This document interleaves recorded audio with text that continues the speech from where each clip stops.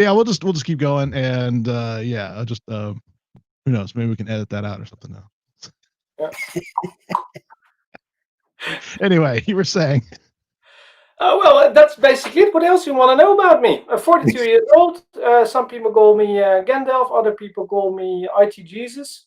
Don't know why. But there you have it. Very humble. Very humble. Yeah. Well, I don't think I've heard the IT Jesus yet myself, but I could see that being a thing. Yeah, you can. Okay. Good. Cool.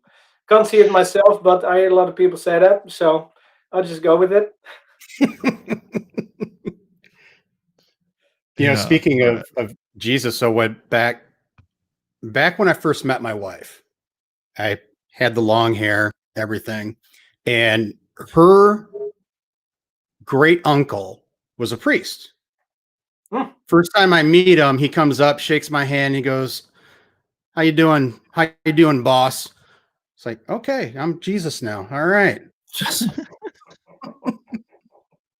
So when did you ditch long hair, Jeff?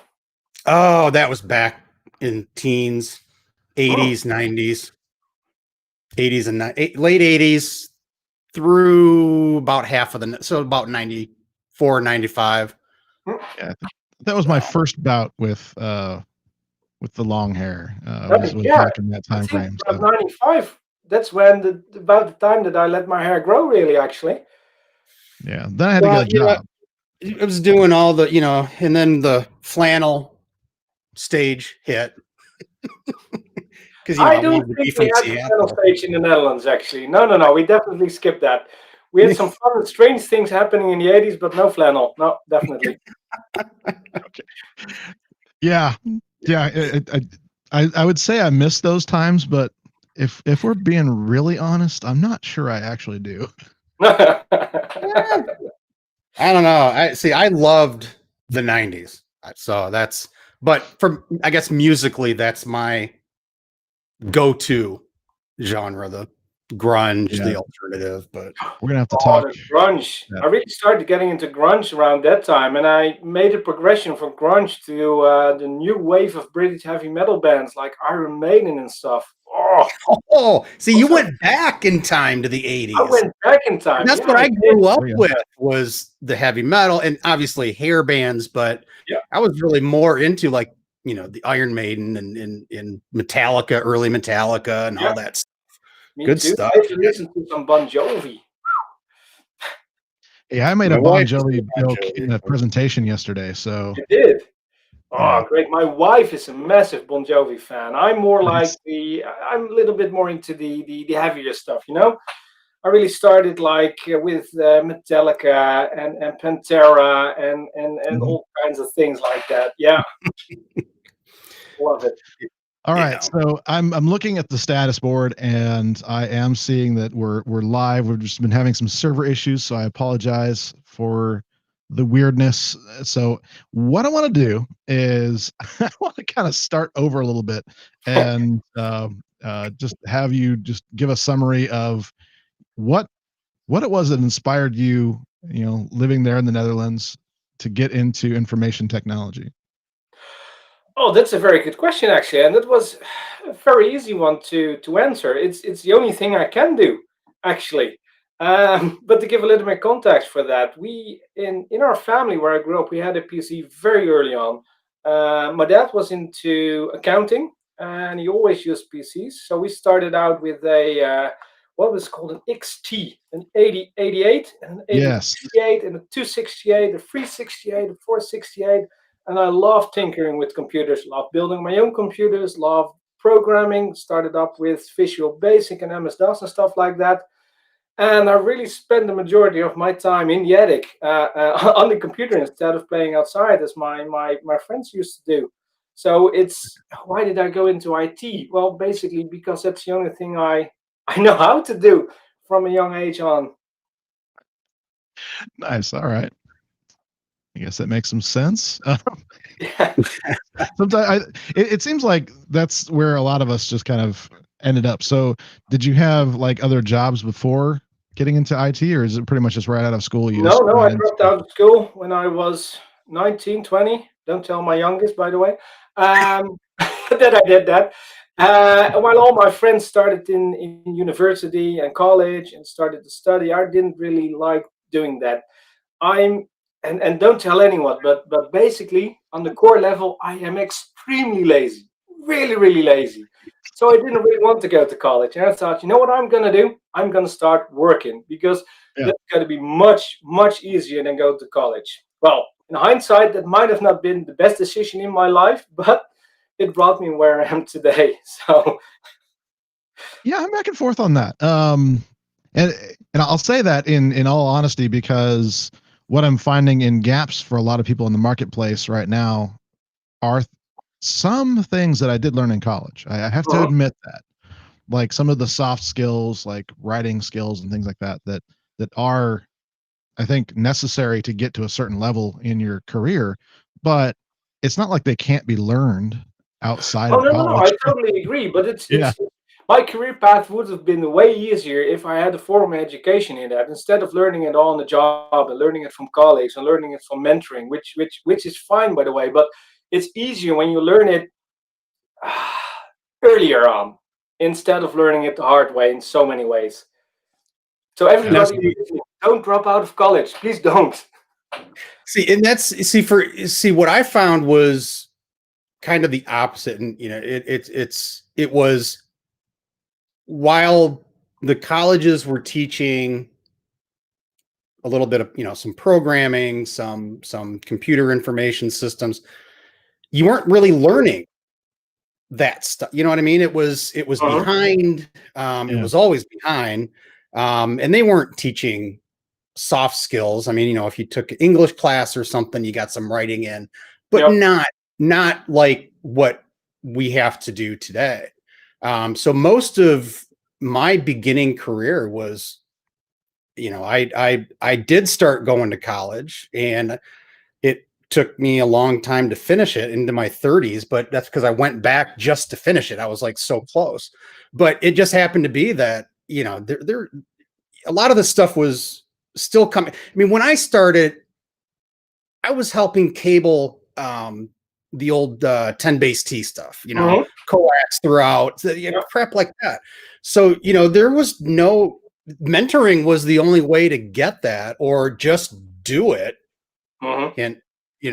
And, and so, yeah, I feel like, like we were in the same boat, but yet I guess I don't, not to tell your kid this, but I guess I don't, from the perspective when we were coming up through the ranks, I think it was a lot easier to get jobs Mhm. in IT or technology Yep. because it was still relatively new and fresh and everything. So So this is like the perfect plug moment. I can't resist this.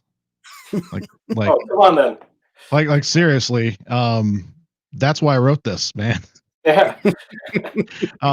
So it's kind of one of those things. Where it's like, okay, what are the gaps? And would a university teach this specifically? Like, and I had to say, no, they wouldn't. and I think unless you specifically take a speech or presentation class, Mhm. Right. you're not going to get that in a normal CIS or whatever Right. computer degree program. Yep. Typically, Yeah. at least that I've seen. And So I think for me, I mean, the things that were valuable is that I went to a liberal arts school, and so we had a much broader range of things we were learning. I Mhm. would just as likely be in a what do they call them, forensics, I think.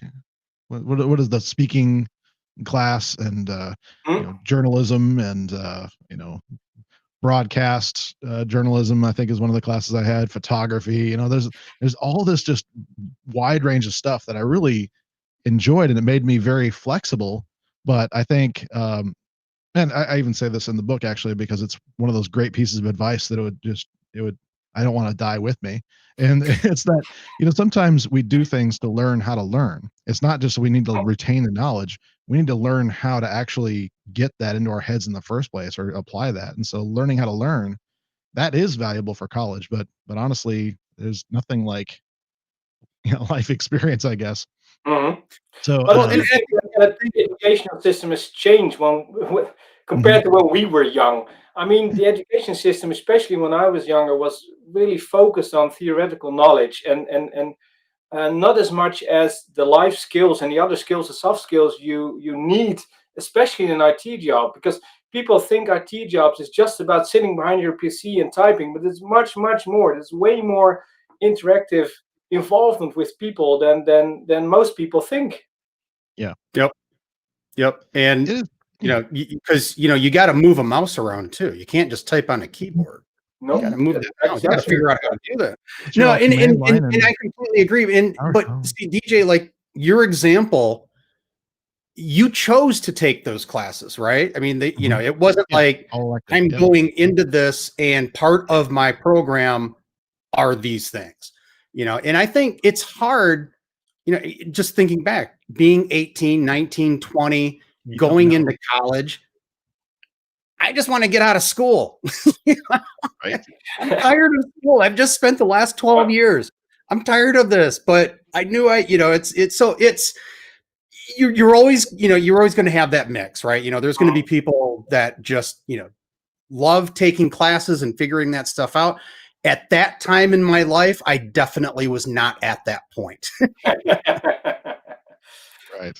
Yeah. I mean, so Eljo, I'm curious, what was it you think that actually how did you learn all these? I mean, because obviously you can't just get to where you are today by just knowing about technology. So Mhm. how did you actually kind of acquire those other soft skills? What was your, um, I guess, I would say process, but I kind of doubt it was a process, probably just more of a reality. So what kind of Yeah. things happened in your life to kind of get you to that point?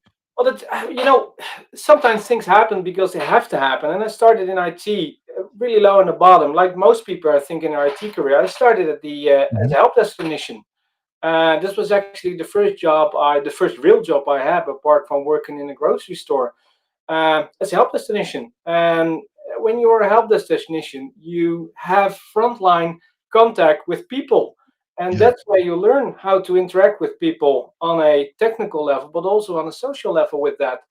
And what I really learned and what really helped me was that I did have mentors in my days and people who I could look up to and could help me advance my career not only in a technical level, but because that's easy, right? You can just take a book, you can look at a YouTube video, but there were a lot of people that helped me throughout my career getting better in all the other things, the soft skills, how to talk to people, taking me out of my comfort zone and say, well, why don't you do something else? If you would have said to me, like 15 or 10, even 10 years ago, Elcho, why don't you go on a stage in front of 1,000 or 500 people and have a speech on technology?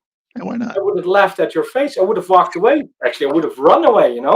But it was because people challenged me and said, well, you can do that and it is fun and you just have to step out of your comfort zone. That I thought, well, why not? Would I have to get to lose? And so I did it and I loved it and I'm still doing it. Yeah, honestly, I mean, I love that rebel spirit. Like, well, okay, who's the only one telling me that I can't do this? Yeah, Oh, I guess that's just me. yeah, there Well, you I can go. shut him up easily enough, right? Yeah. For another thing, it's just a voice in your head who says, "Oh, you can't do that," or "You're not good enough," or "Are you sure you want to do that?" Because you can fail. The only way you can really learn is by doing stuff, and if by doing stuff inherently you're gonna fail sometimes with stuff that you do, but you only get better and you learn and you grow as a person by doing that and by failing sometimes. Yeah, I Yeah. love that. Yeah, that's positively, positively positive. Positive. Yeah. That is positive. But No, it it's is true. I true. mean, I mean, if you don't challenge yourself or, even external challenges can be extraordinarily good. I mean, we live in a field where we learn best by failing, so if we can learn technology that way, maybe, we could apply some of that to ourselves. Yeah. Yeah, And what there's you a say is very true. You can. I think it's very hard for people to challenge themselves because you really have to look into yourself and say, "Oh, come on, you can do that. You can do that." But mhm. most of the times, it's much easier, and you can do that much better. Is there some external party who says, "Eltjo, you can do that. Go do it. You can do it." Where did somebody at your work, but your spouse or your family as well, they can push you as well to do and aspire things that are bigger and better than you're doing right now. Yeah, yeah, absolutely. I mean,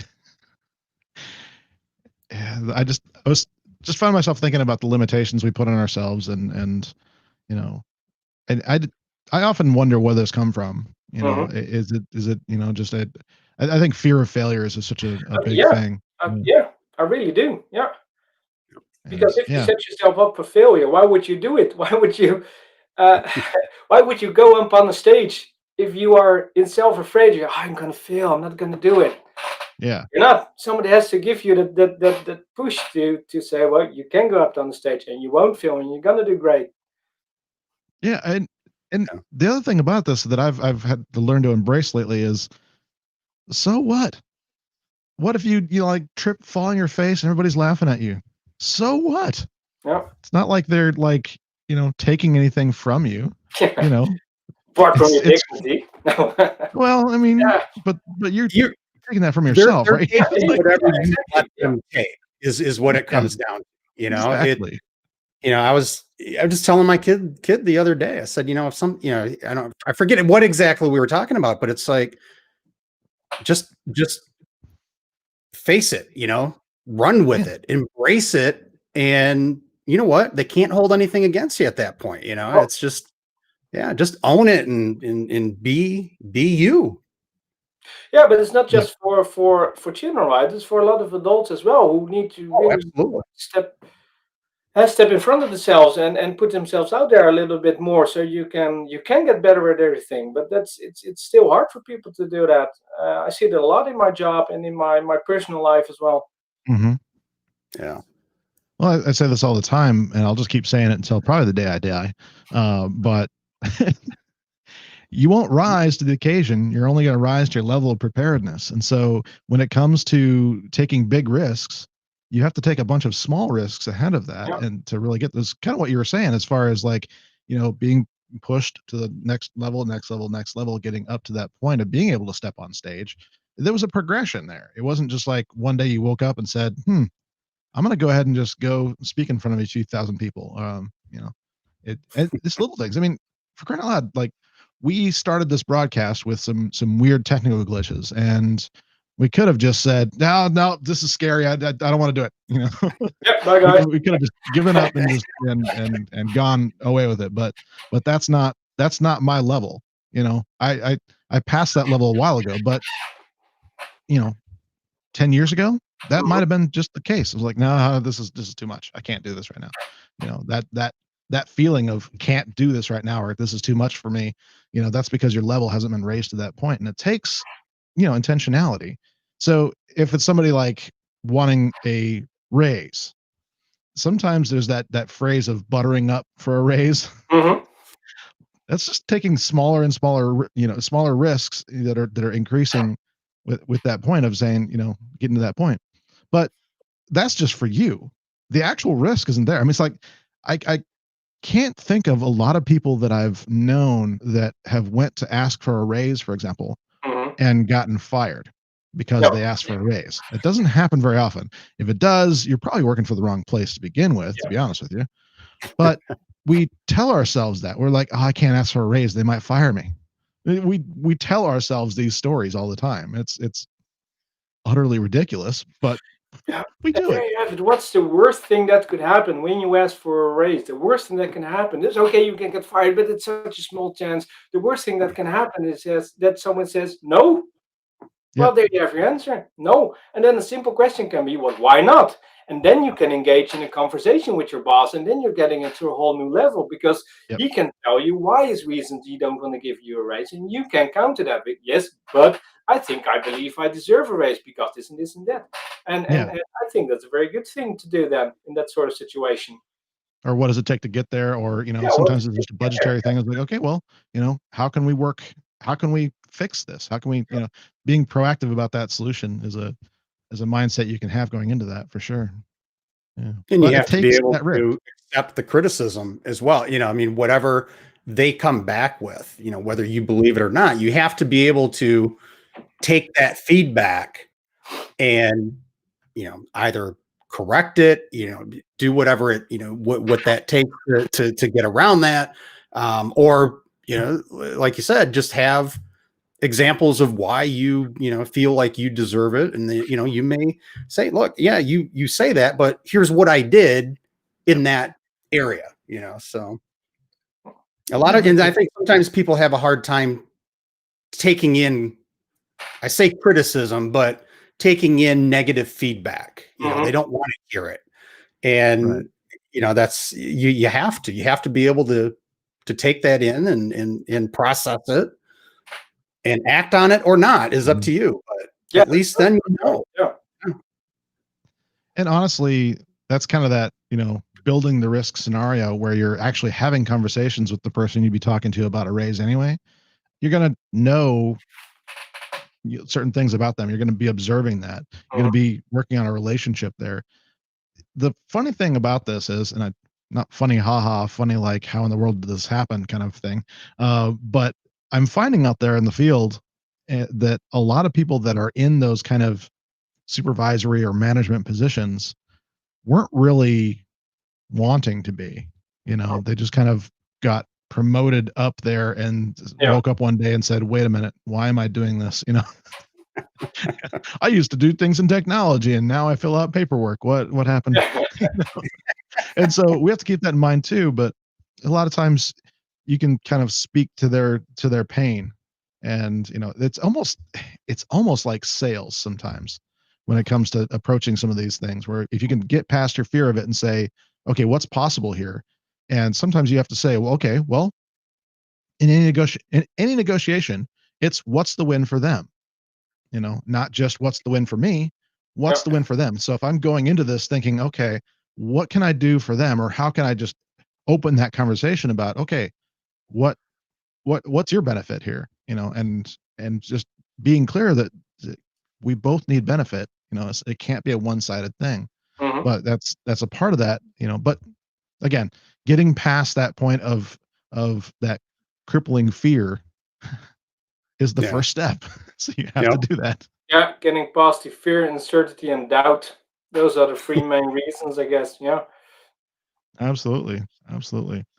So now this is something that I want to, I guess I don't really have to approach carefully just because I'm so excited to see it. But my gosh, what is in the water in the Netherlands these days?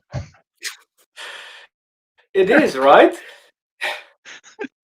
Oh, I think it is. We are a very, very curious bunch of people in the Netherlands. And if you look at the CTP program as well, I think we have almost 10 Dutch CTPs there from 64 ones worldwide. So I think we're doing something right. Right? Well, yeah, and it's interesting because I mean I was able to speak at the Dutch user group right after Unidesk was acquired by Citrix.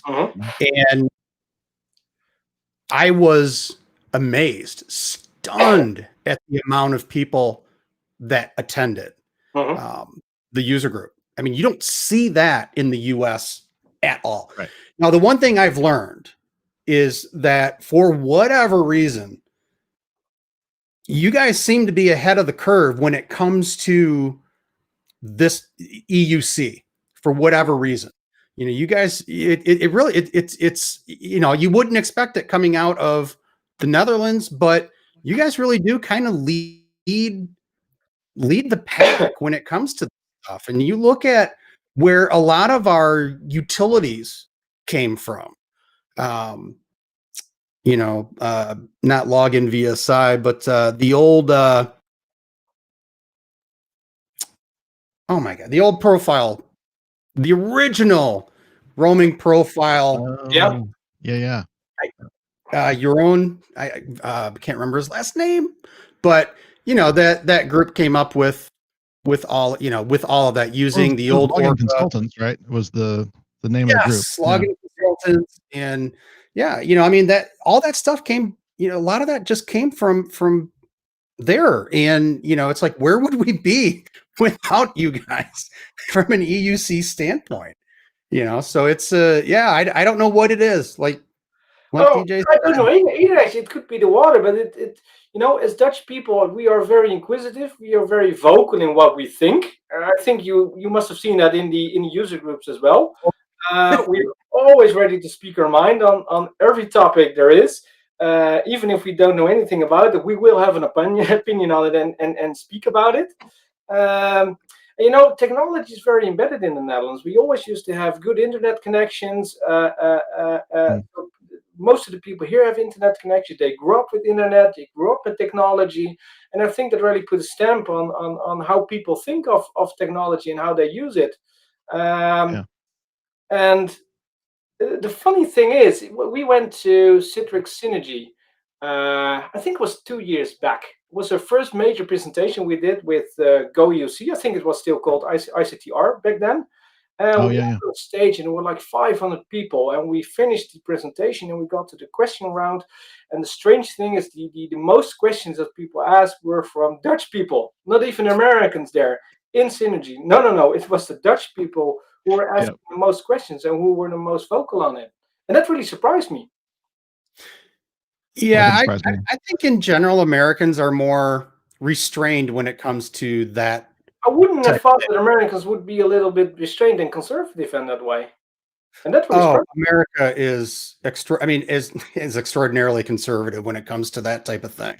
I do believe that. It's a weird dichotomy within the US. I mean, we're vocal about politics, but speaking up for ourselves, questioning is sort of, I hate saying it this way, but it's sort of ingrained that you don't put yourself out there, and you have to get past that. But I also think the other part of it, this is getting way off track, but I think the other part of it is that we are, for all intents and purposes, segregated from the rest of the world, right? I mean, we're such a large country. We've got Canada up top, which is, as much as, I love Canada. Don't get me wrong. I'm not insulting Canadians by any stretch. I'm a huge hockey fan, as you can see behind me there. But, that's pretty easy. They speak English, all that, except Quebec, but in the end, and then we've got Mexico down below, which are, that's a whole different story. But I think the majority of Americans don't have the interaction, like we do with people from other countries, and on a daily basis, in getting to know them and how things work and their culture and things like that. So I think it's hard for people to understand to sit up and question, because they only interact, it's like a giant echo chamber.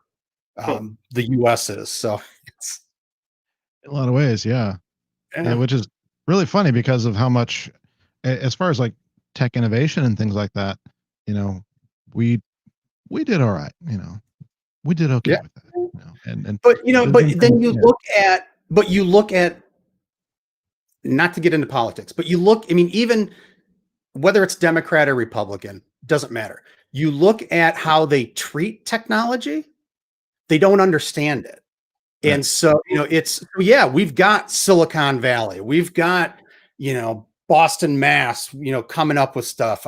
Boise, Idaho coming up, with tech, and, all these different hotspots that are coming up. But in the end, it's our leaders that don't understand what is happening, why it's happening, the ramifications and all that other stuff, and so they make laws, they make, they do things that we look at and like going, that doesn't make any sense whatsoever, but okay. So it's very hard. And especially now we have this group of people saying we must be isolationists again. That's not going to help things. No, that's not a good way to move things forward, in my opinion.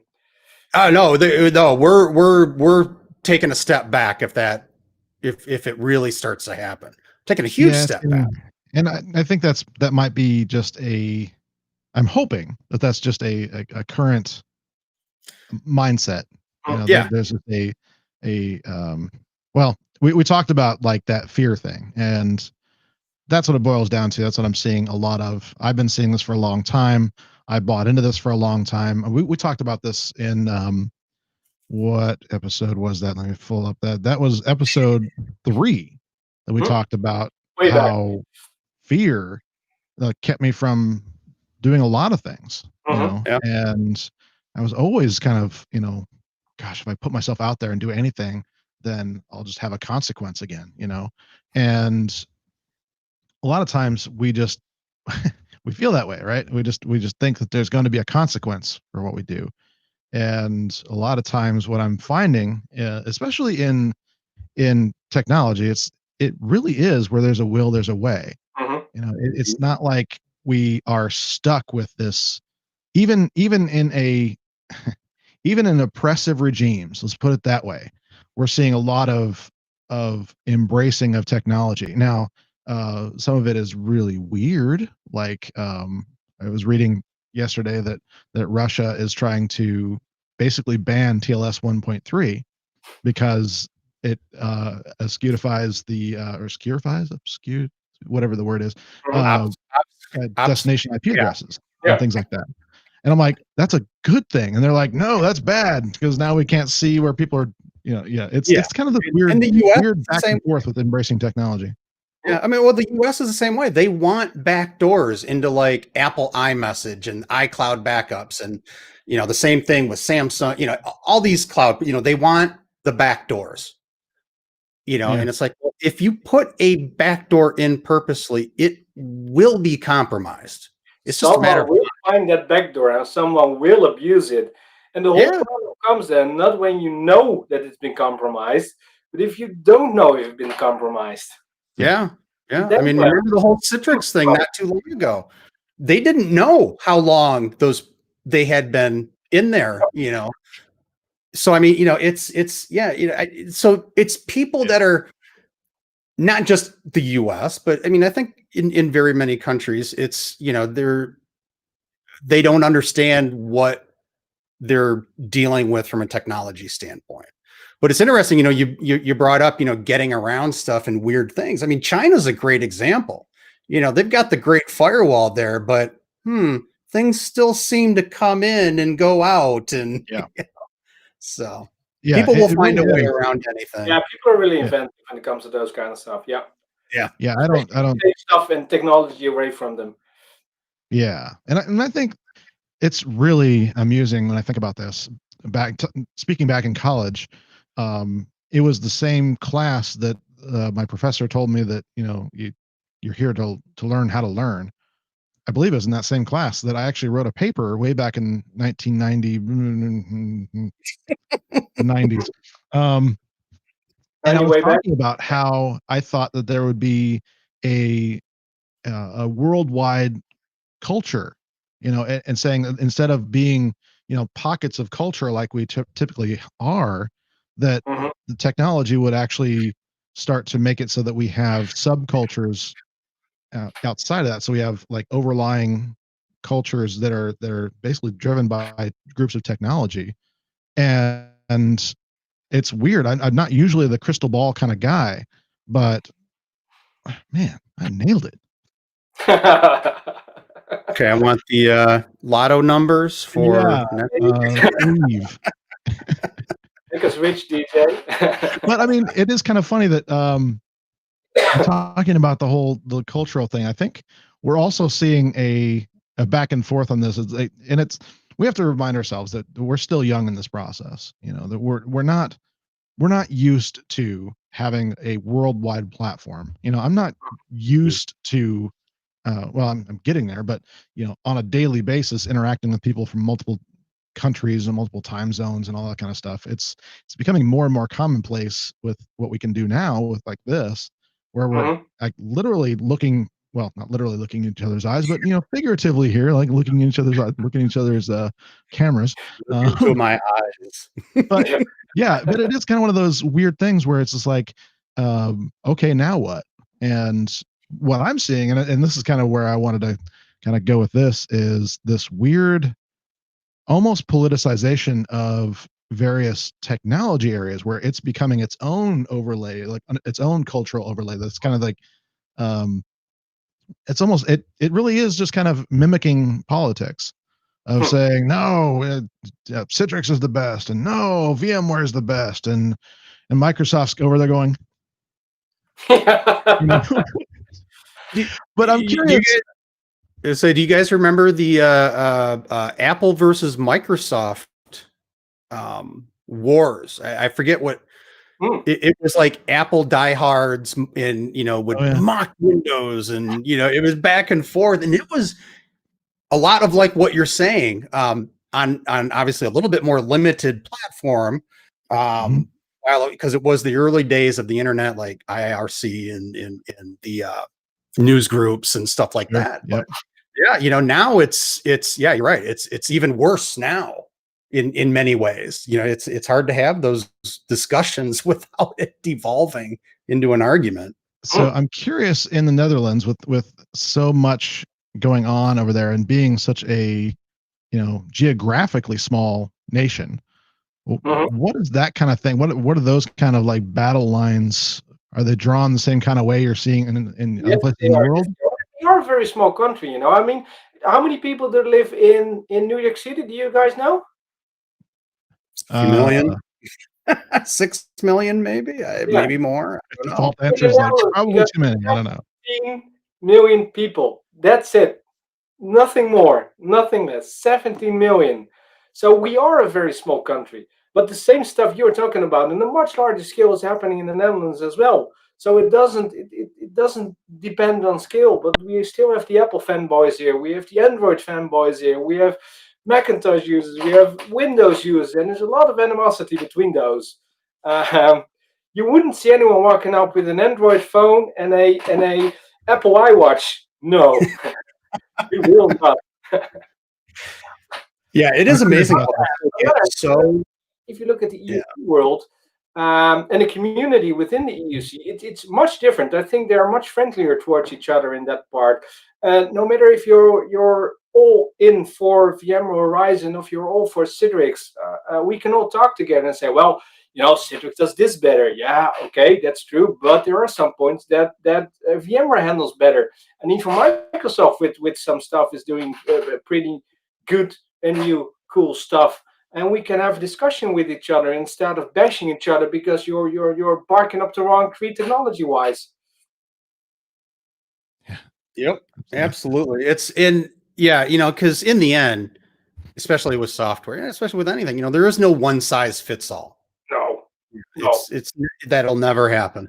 So it's good to have choices. And that's one of the reasons, like, I'm a big fan of WVD, not so much of the technology as much as it injects the ability for competition. Yes. Against Citrix and VMware, where, how much innovation have we truly seen in EUC, lately, in, number of years? True innovation. True. Happened. And I'm not saying that Microsoft is, pushing innovation, but now Citrix and VMware have to kind of like go, ooh, our products are a bit more expensive. What do we need to do to keep a hold of our customers? And hopefully this starts bringing in, and you get companies like Nerdio and CloudJumper that NetApp bought, that are building on top of the platform of WVD. Would you have suspected that NetApp would have bought a cloud company? Because they are million years on-premise focused with their solutions. That really took me aback. Yeah. I still have a hard time wrapping my head around it because I want to know what the play is, because that's not. They must have thought someone in the boardroom is, we're still using on-premise product. We're still making on-premise product. We need to do something. Cloud. Let's buy a cloud company. Hey, I'm must have been just happy it wasn't like HP buying them or something like at that. all. Yeah, and it's not a knock on Cloud Jumper and their technology or anything like that. It's No, not at all. yeah, it's where do the pieces fit? Yeah. Sort of like the TikTok and Oracle thing. Yeah, come on. Where is this? What is Yeah. the synergy here? But on the other hand, I also read that Microsoft wanted to buy TikTok, and I didn't see that coming together as well. See, with Microsoft, they have a large consumer focus. Yeah. Where Oracle really does not, from a product standpoint, they're enterprise. So I mean, like Microsoft, I can see a lot easier than. But you're right, and in the end, it's TikTok. But okay, whatever. Why would you want to buy TikTok? I mean, it might be a generation gap, but I really don't get the whole TikTok hype. I really, really don't. Yeah, me either. I mean, honestly, yeah. I say it's a replacement for what was that one? Vines or the 9-second recordings that would pop, and then I think YouTube or Google bought it and then shut it down. I mean, that's basically what it is. It's just you get longer video length on it. It's kind of one of those things where it's like Instagram kind of going, oh, we can do that. Click. Yeah. I don't actively go on TikTok, but I've seen, like through Twitter, it's been retweeted what people have done. I saw a countdown again.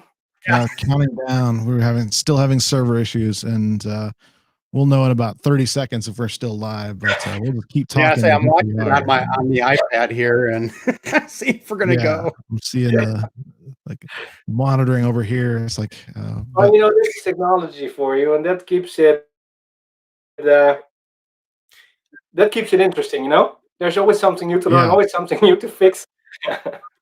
Well, and speaking of cloud stuff, this is what we're dealing with right now. We're actually using a cloud service that's standing in between, like literally different parts of the world, putting it all together and sending that to YouTube, which is cool. But is it perfect? No, it can't be. No. Anything designed by humans is never going to be perfect. That's the part that scares me about AI. It's like it's not AI. It's the fact that we're creating it. Right? What's that? I'm sorry. What keeps our jobs going? The flaws. If all software and all hardware would have been perfect, I would have been out of a job because I'm not smart enough to design that stuff. I'm only smart enough to keep it working. Yeah. Yep. Exactly. Yeah. If all this stuff was simple, they wouldn't need people like us. Yeah.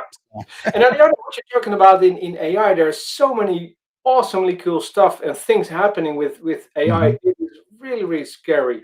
And if you take, for instance, I'm a really big fan of it. It's called NVIDIA RTX Voice. You know it? Yep.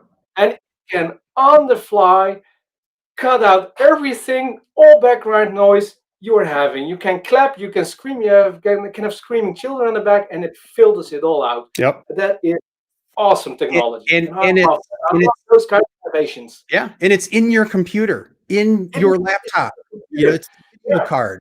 So it's not cloud. It's not even cloud. It's craziness. Yeah, and I think that the thing that people think about when they hear AI, is going to be Skynet, right? I mean, Terminator and everything. So they think immediately Skynet. It becomes aware, and suddenly we're going to get blown to bits. Look at this. You know what this is? This is called a Jetson Nano, and it's a very powerful AI machine, and it's this big. A couple of years back, you would have used the processing power and the GPU power would have been in a data center somewhere, and now you can have it in the literally in the palm of your hand. Yeah. And I think it's awesome. It is awesome. Oh yeah, and I think it's interesting. I guess to go on the tech side a little bit is NVIDIA buying ARM. Yeah, but that's something I saw coming more, at least than TikTok. Yeah, it's that's going to be real interesting.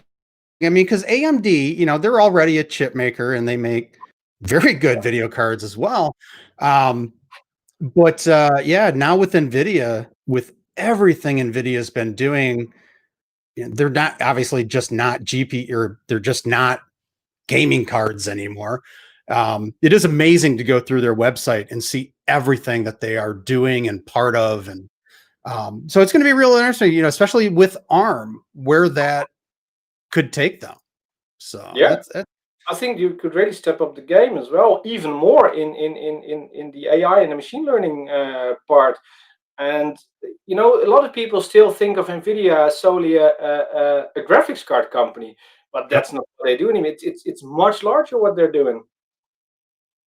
Yeah, that's very true.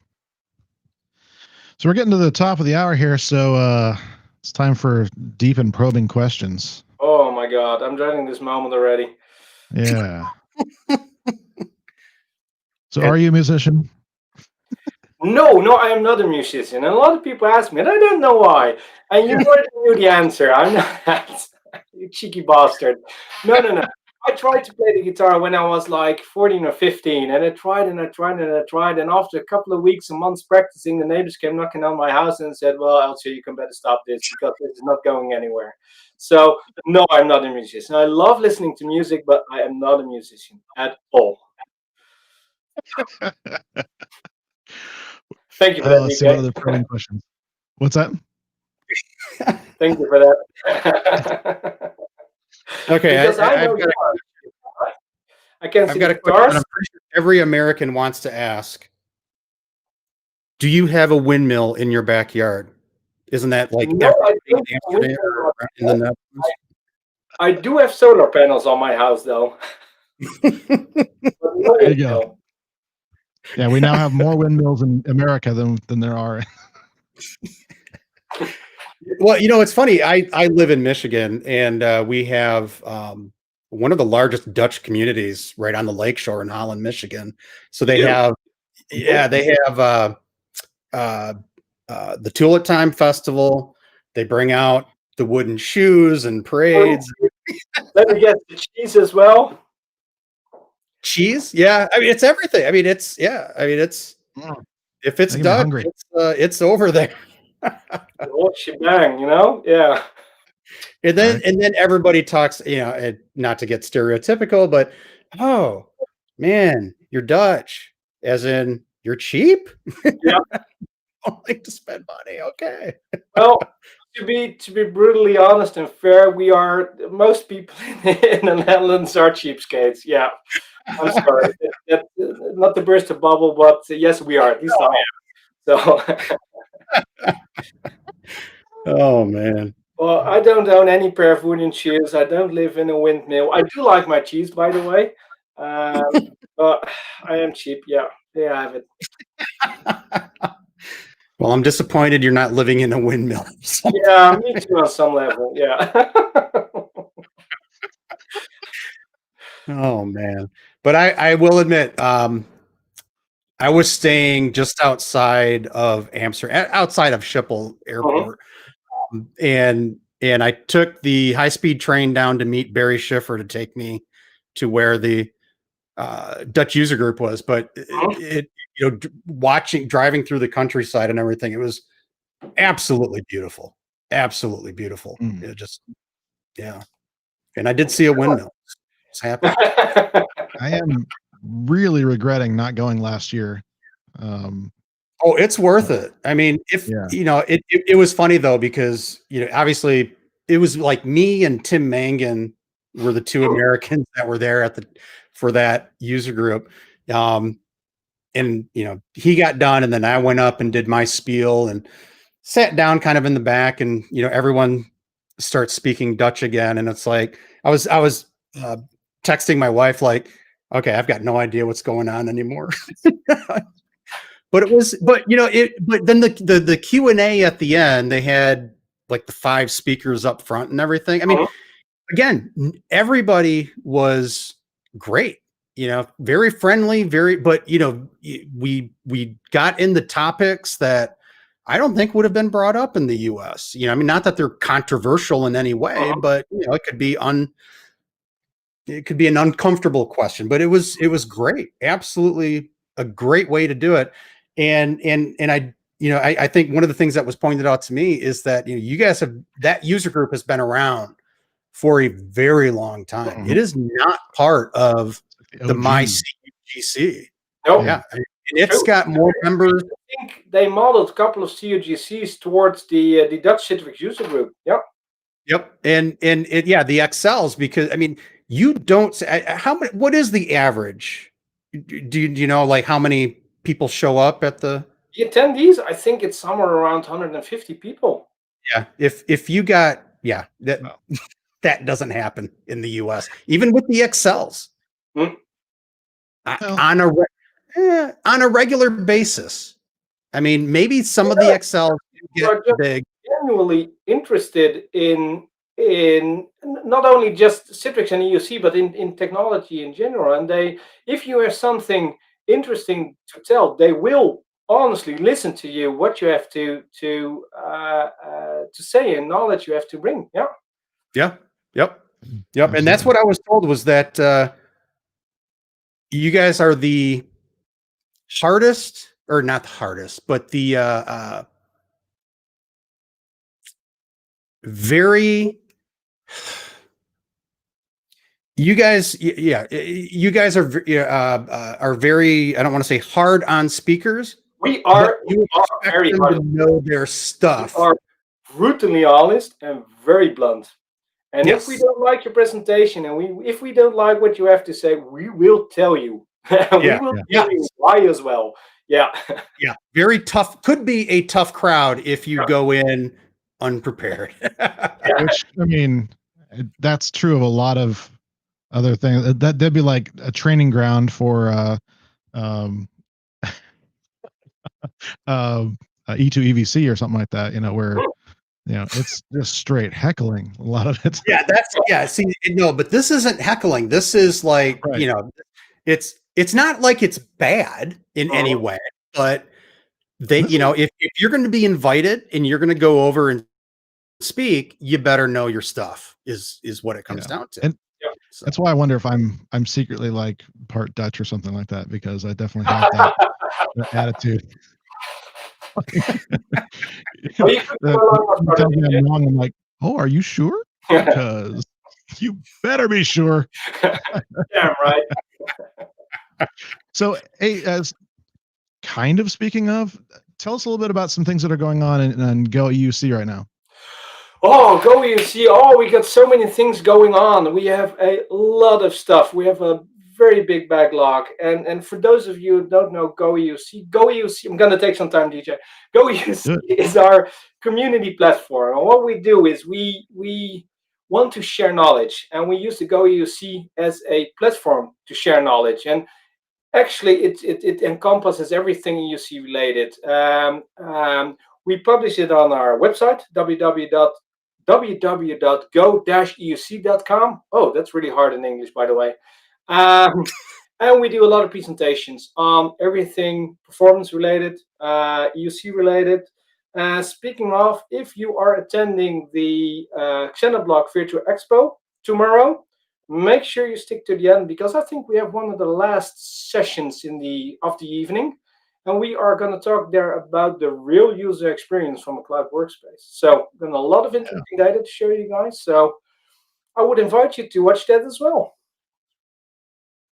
Awesome. Yeah, I kind of wish I could be there. Yeah, no, I love it. And normally under other circumstances I'd be there, but I actually paid to be part of a conference that is going on all weekend for me. So, well, fortunately, our full sessions are being recorded, so you can always watch it back on the Xenoblock Virtual Expo YouTube site. Yep. Yeah, and to tag along on to the Go EUC is, I'm in the Slack channel. I've been paying attention to what you guys come out with and everything, and it is unbelievably good, because you guys go through, this is our methodology, this is what we use, this is, it's not just a couple of guys getting together and doing some testing. So it's very much done the right way. Yeah, and we really want to be thorough and have the right data, because one of the catchphrases we use, and it's a statistician called William Edwards Deming used to say that without data, you're just another person with an opinion. And that, Yep. that holds true for that as well. Please test things before you say something. You have to have a firm grasp of the technology and things you're doing before you tell someone about it. So that's one thing we always close at with in all our presentations.